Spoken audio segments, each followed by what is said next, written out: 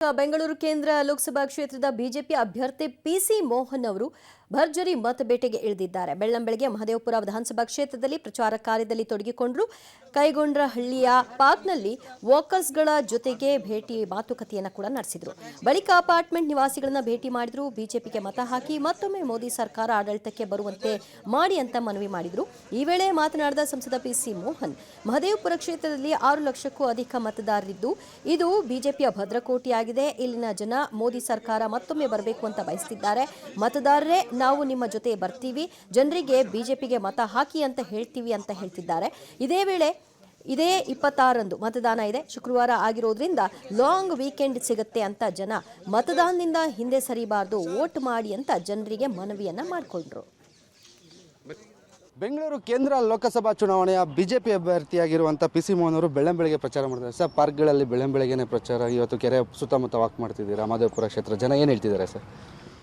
ನಾನು ಇವತ್ತು ಮಹದೇವಪುರ ಕ್ಷೇತ್ರದ ಈ ಭಾಗದ ಒಂದು ಕೈಕೊಳ್ನಲ್ಲಿ ಲೇಕ್ ಹತ್ರ ಬೆಳಿಗ್ಗೆ ಜನಗಳನ್ನು ಬೆಳಿಗ್ಗೆ 6:30ಯಿಂದ ನಾನು ಸುರೇಶ್ ಅವರು, ನಮ್ಮ RWA ಟೀಮ್ಸ್ ಎಲ್ಲರೂ ಕೂಡ ಸೇರಿ ಭೇಟಿ ಆಗ್ತಾಯಿದ್ರು. ಜನ ಬಹಳ ಉತ್ಸಾಹದಿಂದ ಇದ್ದಾರೆ. ಅವರೇ ಸ್ವಂತ ನಾವು ಕೂಡ ಬಂದು ಕ್ಯಾನ್ವಾಸ್ ಮಾಡ್ತೀವಿ ನಿಮ್ಮ ಜೊತೆ, ನಮಗೂ ಕೂಡ ಒಂದು ಸ್ವಲ್ಪ ಅವಕಾಶವನ್ನು ಕೊಡಿ, ನಾವು ಮಾಡ್ತೀವಿ ಅಂತ ಹೇಳ್ತಾರೆ. ನಾವು ಅವ್ರನ್ನ ರಿಕ್ವೆಸ್ಟ್ ಮಾಡ್ತಾ ಇರೋದು 26ನೇ ತಾರೀಕು ಬಂದು ಶುಕ್ರವಾರ ಬಿದ್ದಿದೆ. ಶನಿವಾರ ಭಾನುವಾರ ಲಾಂಗ್ ವೀಕೆಂಡ್ ಇರೋದ್ರಿಂದ ರಜಾ ಹೋಗಬಾರ್ದು, ನೀವುಗಳು ಹಾಲಿಡೇ ಹೋಗ್ದಿರ ಎಲ್ಲ ವೋಟ್ ಮಾಡಿ ಹೊರಗಡೆ ಹೋಗಬೇಕು ಅಂತದಕ್ಕೆ ನಾವು ತಿಳಿಸ್ಲಿಕ್ಕೆ ಹೋದಾಗ ಜನ ಹೇಳ್ತಾ ಇದ್ದಾರೆ, ನಾವು ಇದ್ರ ಬಗ್ಗೆ ನಮ್ಗೆ ಅರಿವಿದೆ, ನಾವು ಖಂಡಿತವಾಗ್ಲೂ ಕೂಡ ನಮ್ಮಲ್ಲಿರೋ ಅಪಾರ್ಟ್ಮೆಂಟ್ಗಳು, ನಮ್ಮಲ್ಲಿರೋ ಕಾಲೋನಿಗಳು ಎಲ್ಲರಿಗೂ ಕೂಡ ನಾವು ಹೇಳಿ ಜನ ಮತ ಹಾಕಿ ಹೊರಗಡೆ ಹೋಗಲಿಕ್ಕೆ ನಾವು ಅವರೆಲ್ಲರಿಗೂ ಕೂಡ ನಾವು ಅವ್ರಿಗೆ ಒಂದು ಮನವರಿಕೆ ಮಾಡ್ಕೋತೀವಿ ಅಂತ ಕೂಡ ಜನ ಹೇಳ್ತಾರೆ. ನನಗೆ ಭಾಳ ಸಂತೋಷ ಆಗುತ್ತೆ.